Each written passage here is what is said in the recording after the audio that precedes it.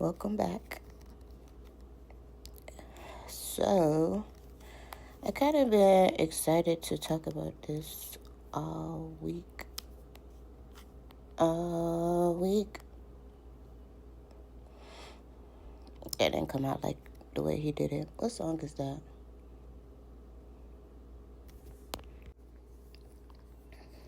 That's funny. Because in that song, he said, I don't say things just to say things.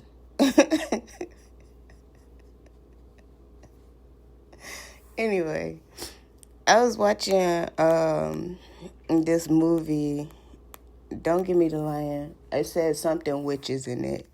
I think it had more to the title, but it was actually like a kids movie, but it wasn't animated.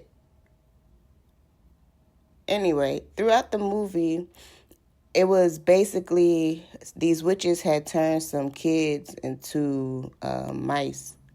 And the mice were trying to get to the little boy's grandma because he said the grandma would know what to do, right?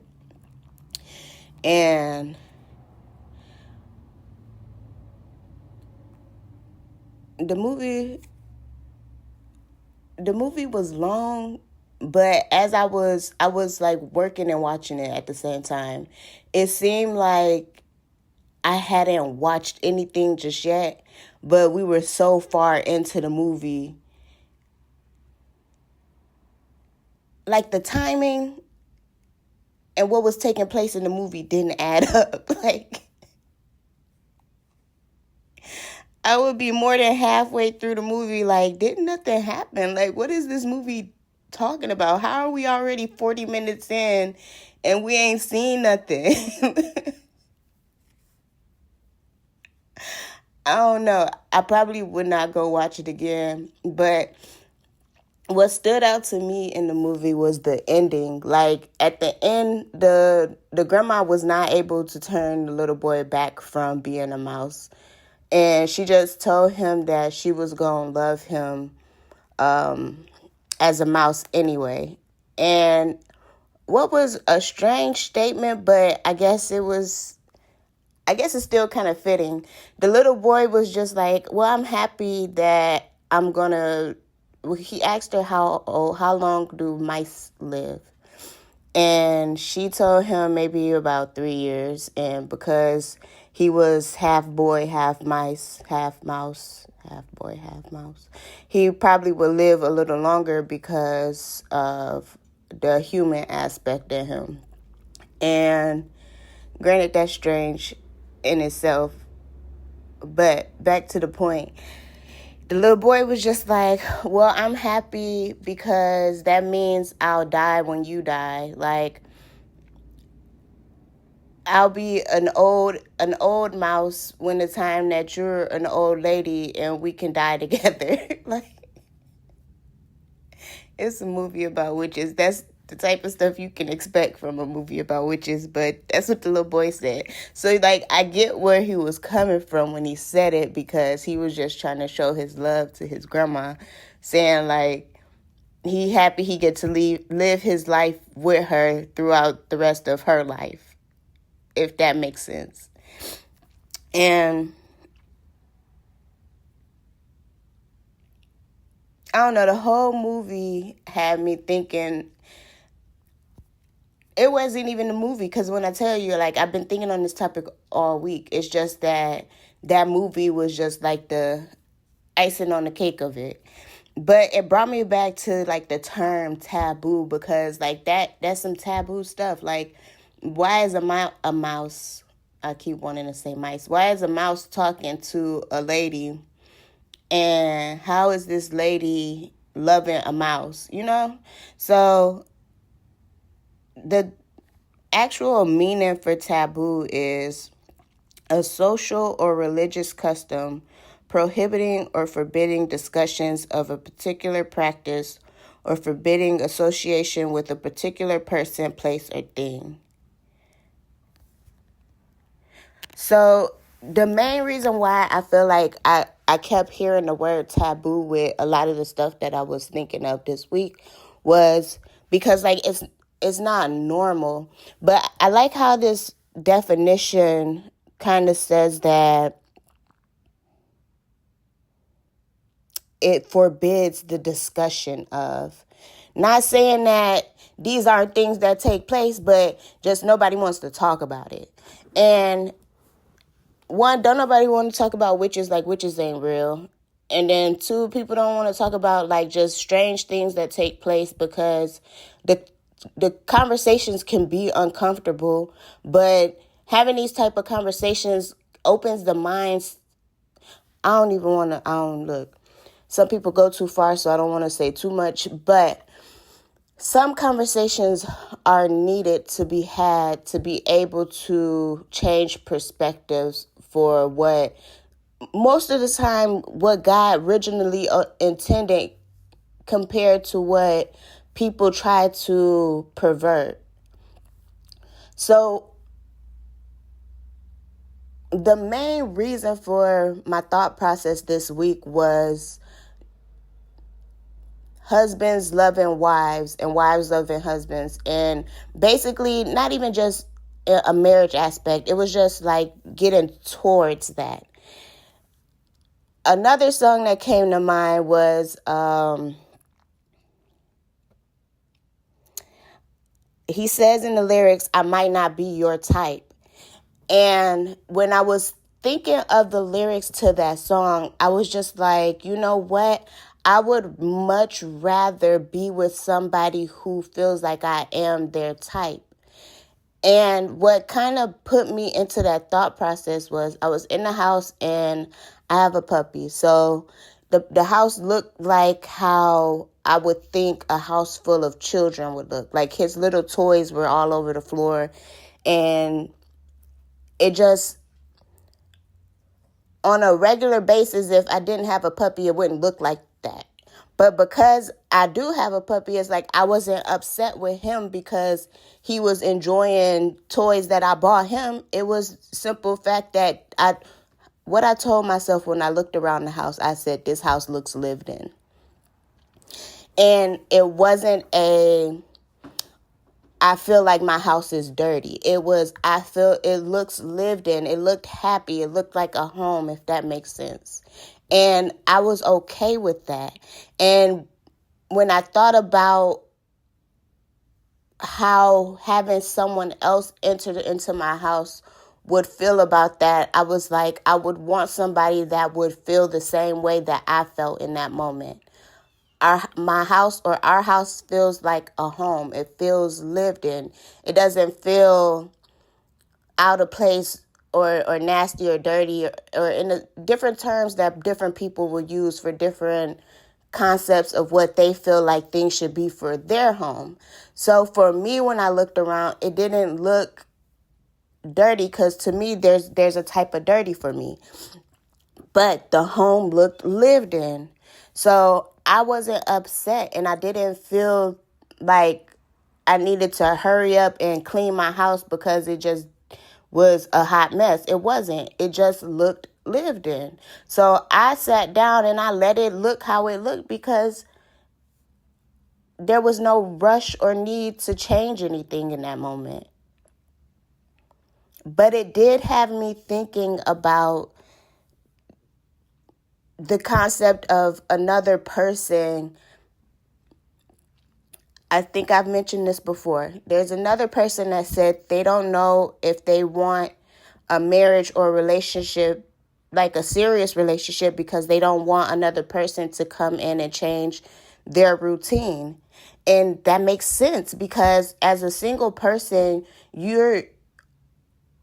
the best thing to do is to focus on yourself and get things in order to what you like for yourself to be a better person in yourself. And when you're doing those things, you end up getting into a routine that helps you progress into these things that make you better. And when someone else enters into the picture, you don't really have to change what you're doing, but you do have to adjust what you're doing to fit what this person's normal routine is into your routine. And the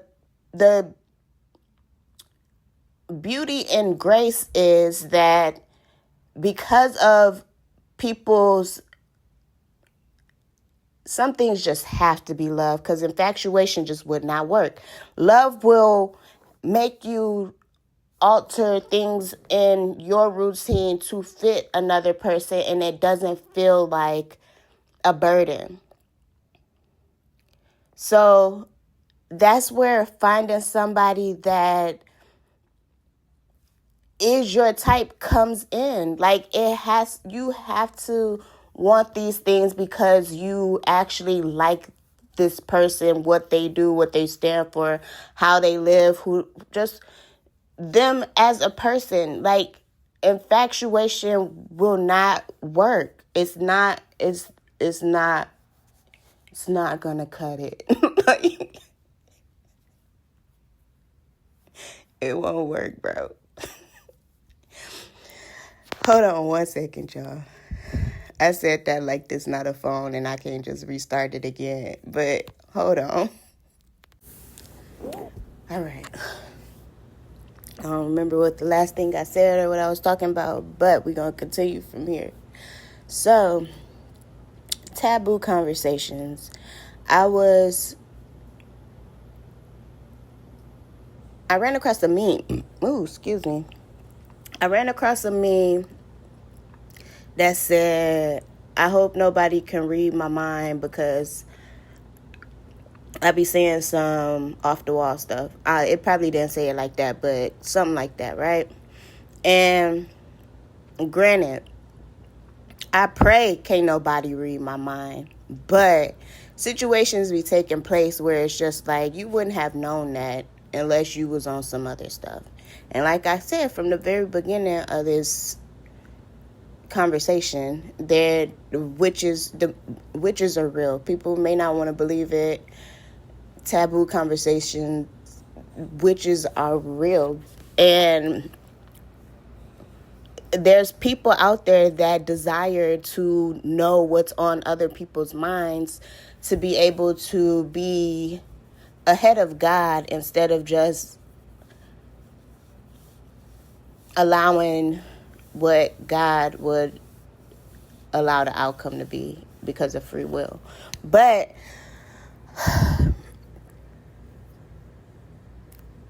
anyway, so I was walking the other day and I saw a lady who looked really, like, she looked nice. Like, she had her frame was nice. Like, she wasn't small, but she wasn't big.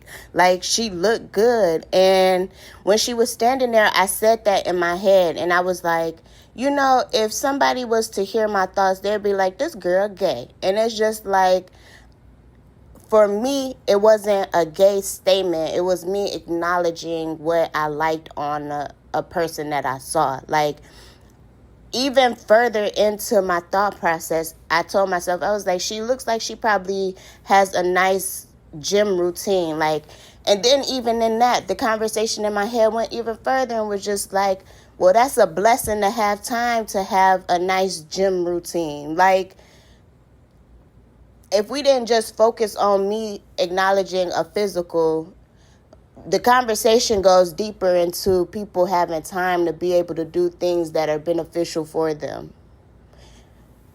And we can get even further into that with being overworked and stressed and tired and not being able to do these things, because I was watching something else this week that said that CERN can stop people from having the drive or the will to do things. But that's a whole nother conversation. Anyway, it brought me to another thought process of where when I was younger, there were two men in my life that used to speak into me. And one of them would speak into me into like a playful manner, and then the other was speaking to me with like a affirmatic Affirmatic is not a word. I'm pretty sure that's not a word. But he would speak affirmations into me. Like, why do I feel like there's an actual term for that? It's not coming to mind right now. But he would tell me that I'm beautiful. He would give me forehead kisses. Like, he would speak into me in a way that a little girl needs to be speak to at that age, to know that when you're older and people do these things to you, that should just be an automatic, if that makes sense. Like, don't feel like somebody speaking into you in these ways is more than just that, because it took place then, to know that this is something that should take place later. But from a perverted view, people would try to demonize these people and say that they were like pedophiles. And that's not the case at all. Even me, in those situations where I've had presence of men try to hit on me when I'm a child, that weren't the same as these two people. So when these two people would speak into me, it was pouring into the person that I needed to become today. When I was walking down the street and grown men would stop the car and whistle and be like, hey, girl, that's not the type of affirmations that I needed as a child. There was a difference. That's like a father loving on his daughter compared to a weirdo driving down the street trying to get a number of a child with a backpack on finna go to a middle school. There's a difference. And even just thinking in the way that I've seen how people have tried to demonize these exact people in a certain way, I felt for them, because it was like, I know for a fact, because I was the person in the situation, that these situations weren't perverted. I knew that these were more than likely God's way of using someone to aid his child in a way that they needed for that time frame, which made that thought process lead to another thought process. It was a lot of thinking this week. I always be thinking, but still. Anyway, so I was thinking about how I have somebody in my life right now that I don't, there's a boundary that can't be crossed because of a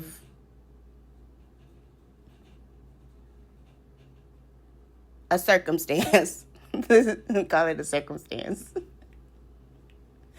And because of that, I don't cross that boundary. But I don't know, I just be in my head, and I like playing with ideas. So I just I be delusional sometimes. But it's like, I know how to separate the two. I'll be in my delusion because it's like, when I'm in this thought process, I'm thinking of, this is God allowing a presence to show me what to expect in the future of a husband, if that makes sense.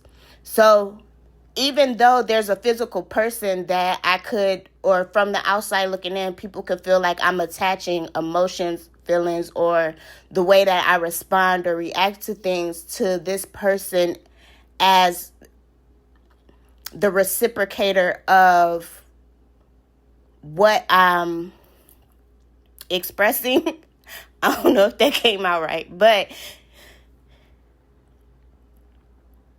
granted, kind of it is, because there is a physical body, but this is the type of emotions I feel towards people that, like, this is how God made me and how he's made me to be towards people in relationship with me.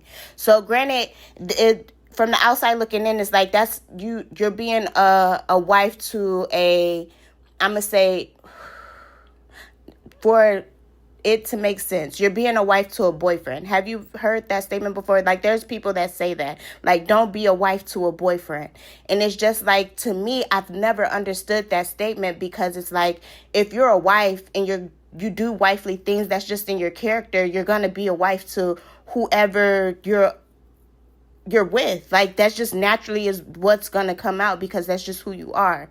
Just like if you're a nurturer, you're going to be a nurturer to every kid. Like, you're not just going to be a nurturer to this black child because he looks like your potential future child. You're going to be a nurturer to this white child that looks like they in need too. Like, you're just a nurturer is a nurturer. It doesn't come with a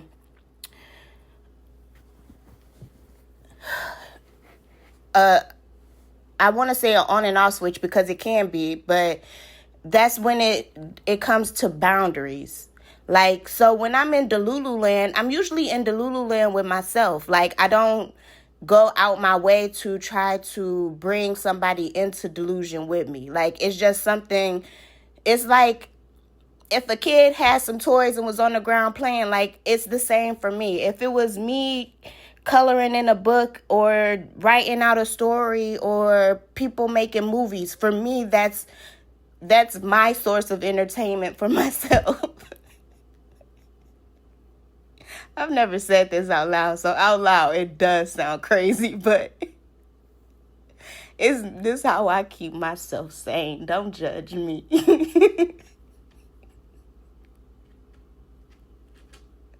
Anyway, so most of the time I keep that boundary set. Like, I don't normally just cross that boundary. Like, normally I don't. But sometimes it does leak over, because it's like, even though, like, I know in my head, like, nothing can go further, it's just some things are just innate in me. That's just how I am as a person. That's just how I move, I operate. That's just how God made me.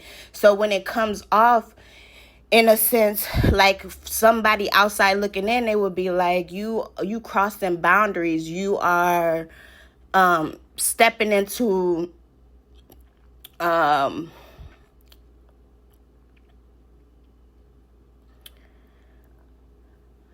don't know. I guess people could feel like it's being disrespectful.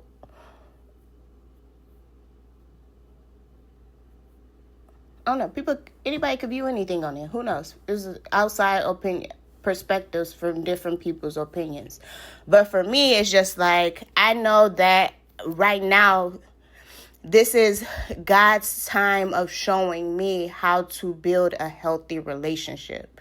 Like, granted, I might go into delusion and think further, but I always stop and I pray. Like, I literally pray about it. I'd be like, Lord, you see me going into Delulu land. Like, don't let it go too far. Like, it's all fun and games when it's fun and games, but when I'm starting to go too far, like, make sure you reel me back in. Like, let me know, okay, you tip tapping on this boundary. And God does. He something will show that, like that song said, I might not be your type, will come in and bring me back to reality. And it's just like, granted, for me, that's okay. Like, I'm fine with not being this type for this person, because that's not what this is supposed to be, if that makes sense. So like I was saying from the beginning, it's God using a vessel in this time frame to show me what building a healthy relationship towards marriage should be like for when it's that time. But for right now, just building a relationship in general, how things are, is also fine in itself, because it's helping me understand what type of people I want to be around me. And scrolling like I normally do, I came across something else that said, how did they say it? The type of friends you have around you or accept around you speaks to the level of your boundaries. I don't think it was said exactly like that, but it was something similar to that. And it made sense to me because it's just like there's certain things that I would hang so just I started reviewing people that I would call friends from the past that aren't my friends now. And when I was thinking about their characteristics, when the time came for us to separate, I was fine with us separating because there were key characteristics of them that were they they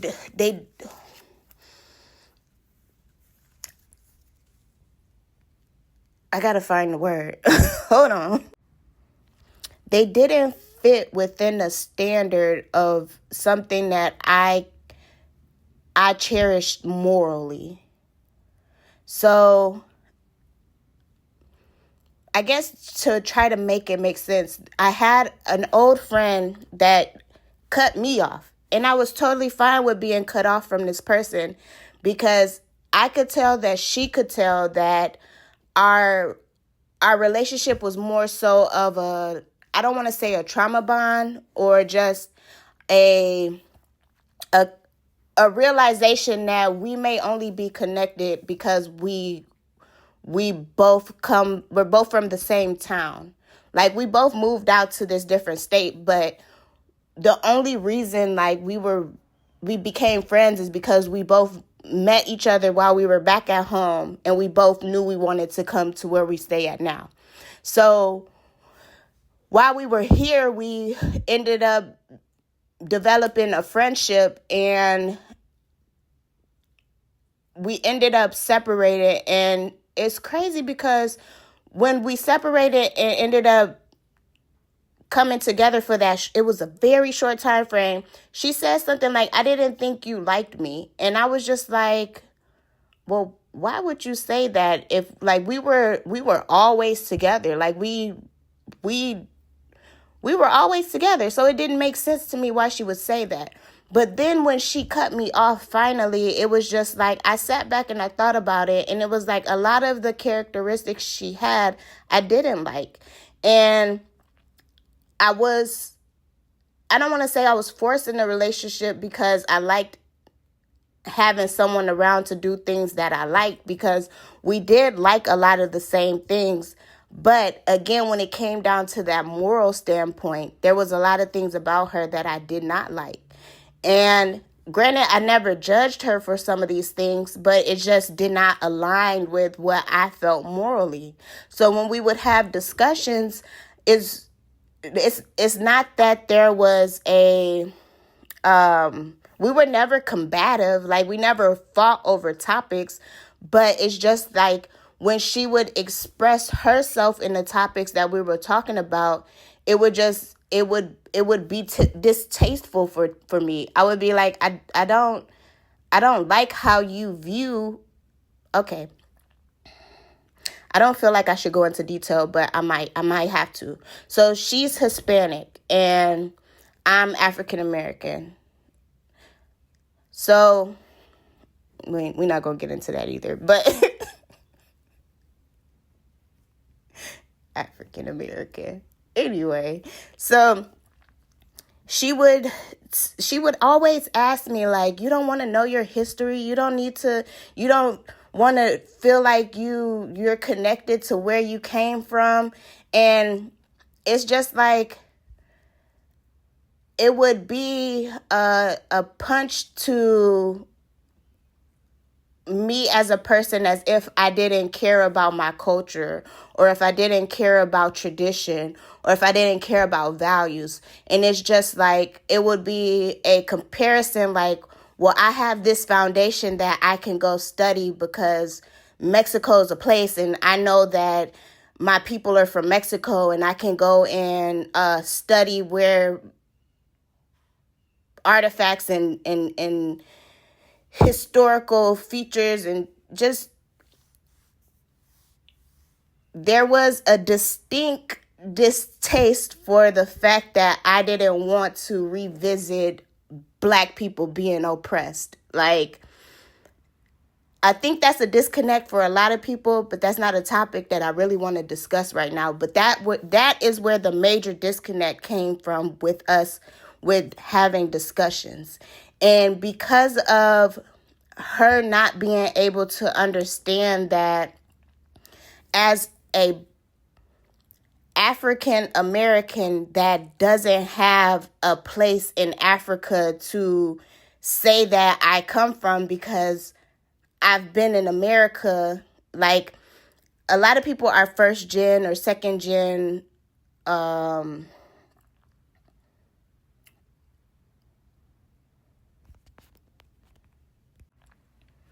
citizens here, but that's not the case for me. So when I start, if I were in the mindset that she wanted me to be or tried to force me to be, the only thing that I would be sitting back thinking about is people being enslaved and trying to get out of slavery. For a person that is supposedly not in slavery right now, that is not something that I'm trying to focus on. Like, I'm too busy trying to build a future for the future children that I want to have to live comfortably as a free person. So to sit back and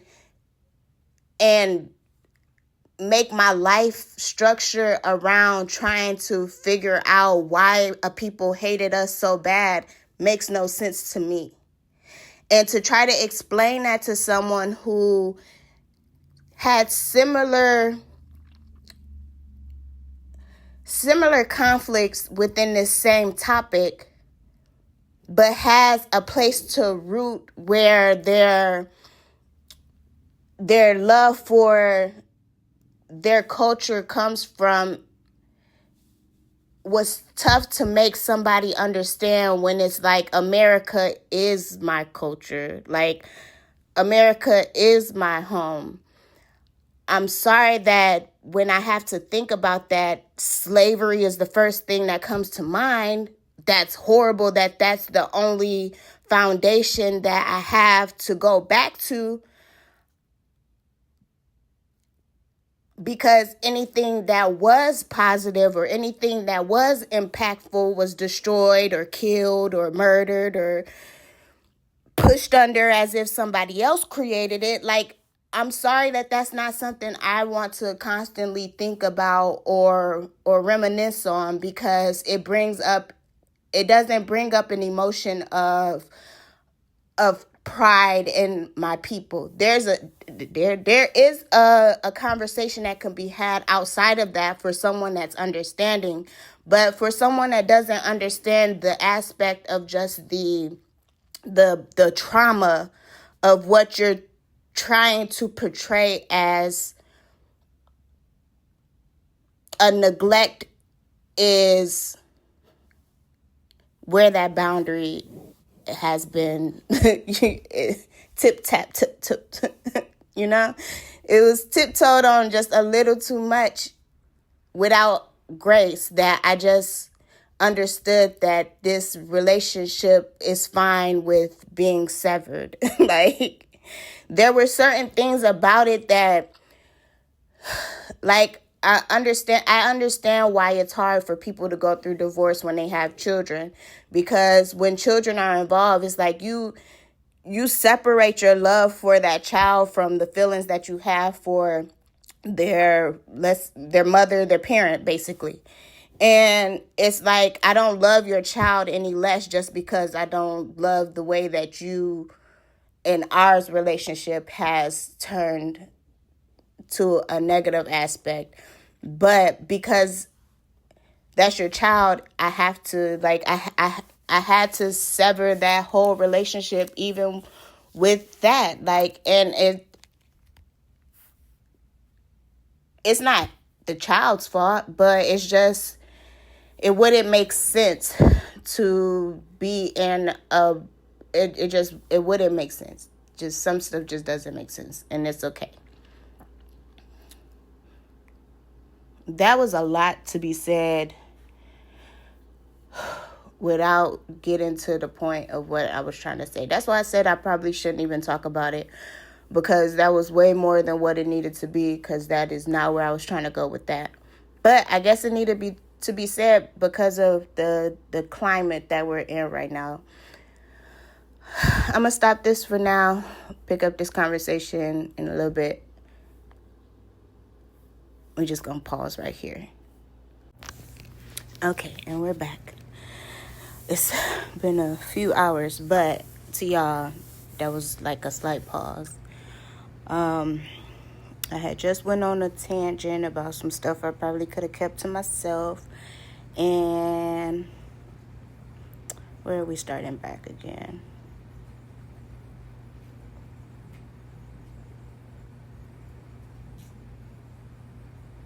I don't know, but I'm gonna start here. So you know how they tried to make Michael Jackson weird with trying to call him like a pedophile just because he had a love for children? So that was kind of on my mind when it came to like just different circumstances. I've seen stuff where people will try to project some weird stuff on people just because they have an affinity to particular things. So like, let's say this man ain't never said this, and if he has, I never heard it, but Michael Jackson probably felt his love towards children because of the way his childhood was, and because of the way he was raised, he probably wanted the children around him to feel the way that he would have expected to feel as a child. And because he's an adult, it's hard to express that without, like, if you express that to your own children, it seems like, oh, okay, you're just loving on your children. You express that to other people's children, it could come off strange because it's other people's children. But because of that dynamic, people perverted it to be what it wasn't, if that makes sense. And I don't know, my mind just thinks like that. And so when I kind of heard how people were trying to make it out to be that he was strange in that type of way, I never saw it that way, because I understand how I just understand different thought process of things that people try to make perverted. And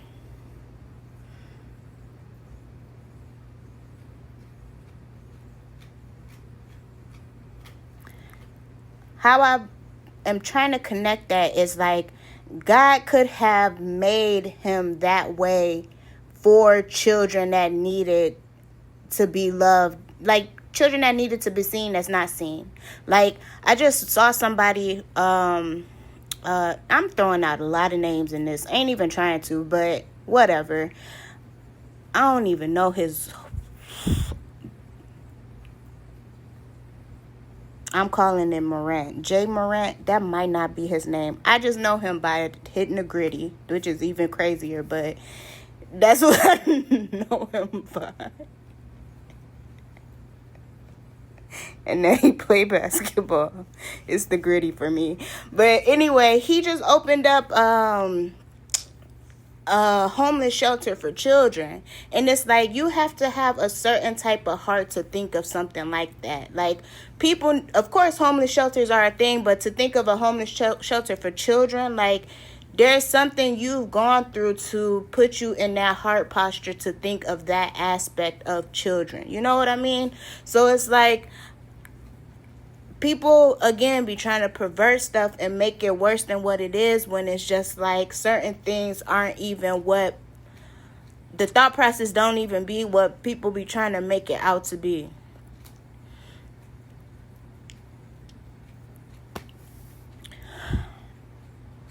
How did we get there? Okay, we 39 minutes in, and we started off talking about witches, talking about the movie where the lady loved her grandson who turned into a mouse. Went on a tangent about not being friends with my friend no more.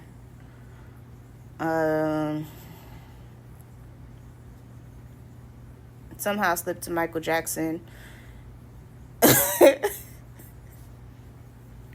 This seem all over the place. I really am not trying to make it be like that, but the whole thing was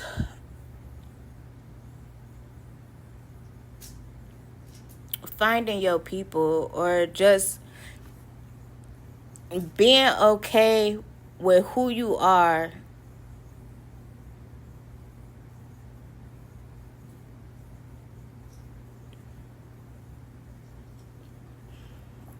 and embracing that.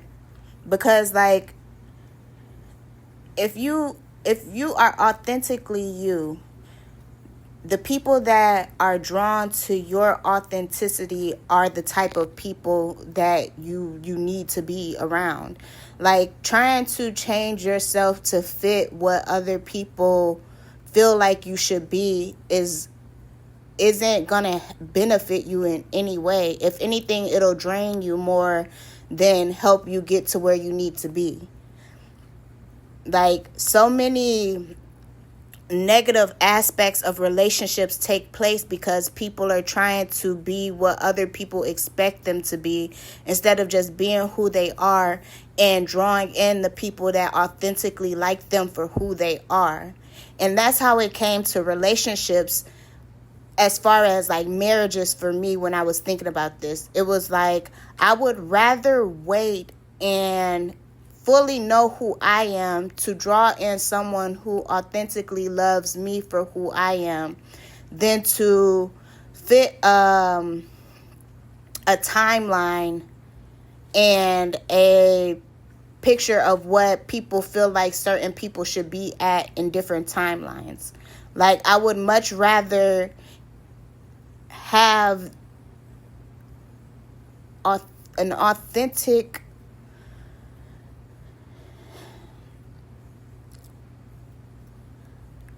experience of what love, marriage, and life should be, than to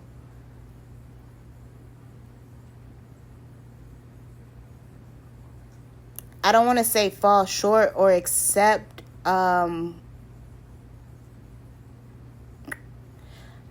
it's not as deep as saying settled, because I don't feel that way. I feel like God can work all situations to what they need to be, but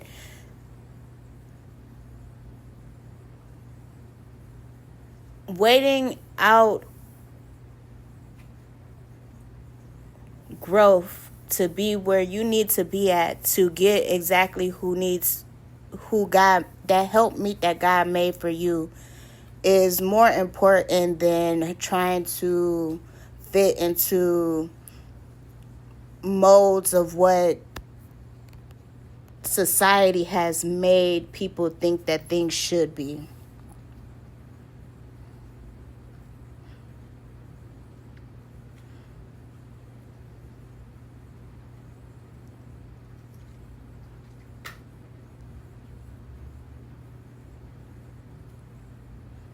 Like, those group of people that you would consider being weird, and you don't understand their lifestyle, 9 times out of 10, if it's not perverted, I ain't talking about the pervertedness, I'm just talking about shy people that don't, that's got their own little quirks, or things that they own little quirks. Like, those people usually find people that authentically love them for them, compared to people trying to fit their self into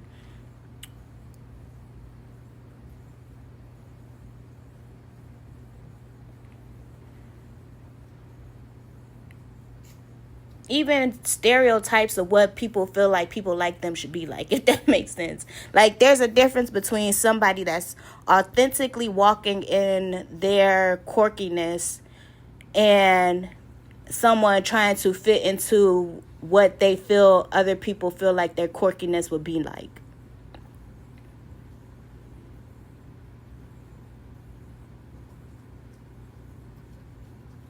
And those people just genuinely look at peace. compared to the opposite of that, of those people trying to keep up with what's being portrayed.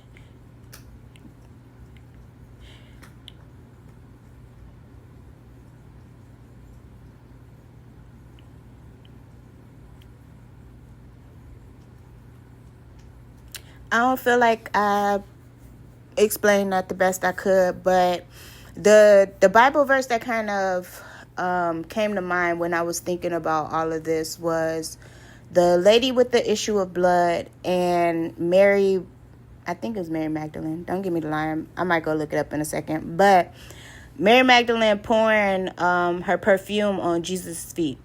Now, the lady with the issue of blood, the reason why that came to mind was because of the whole taboo situation. Like, technically, in them times, her having that issue of blood wasn't, one, that ain't normal. You shouldn't be just bleeding all the time. But because of that, she was considered unclean. And then to be around people unclean, and then at that, touching Jesus, being unclean is taboo. So for him to stop everything he was doing to point out her and to point out that she was healed is the beauty of your people finding you. Like, it ain't even the fact that she went out to seek Jesus. It's the fact that he stopped what he was doing to acknowledge her.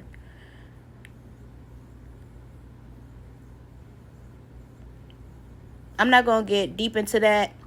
I'm going to let that minister to whoever's heart the way it's supposed to minister to their heart, the way God will be wanting stuff to minister to the other people's heart. Like, the Holy Spirit going to move the way it does.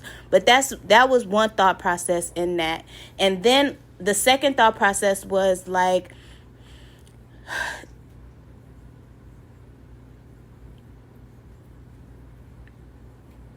crying at somebody's feet and wiping it, like, what she did was strange. Like,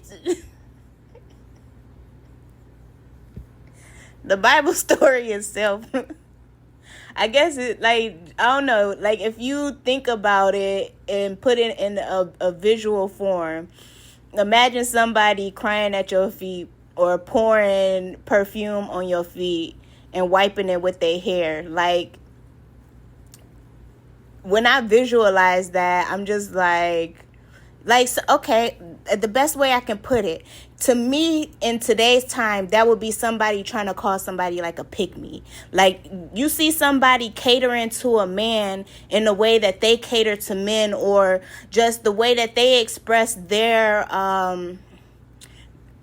not even just love, their appreciation of a person. Somebody outside looking in would be like, oh, you're being a pick-me, you're doing too much, or you don't have to do all of that. Even Judas looked at her and was like, we could have gave that to the poor. Like, somebody had an opinion on what she was doing when it had nothing to do with them. It was all about her. She was genuinely trying to express something to Jesus, and other people had opinions on it.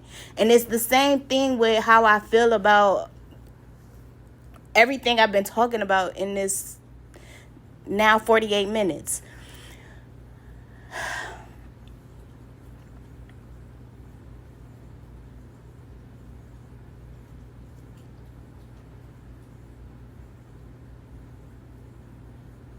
Feel like I'm ranting, but I'm not.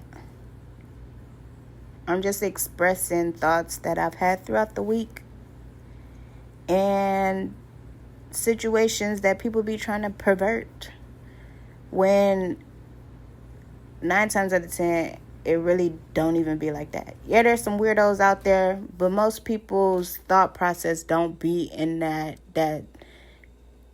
perverted way that the enemy tries to make situations out to be, because he perverted. But I'm going to just end this here, because this was not even supposed to be this long. Until next time.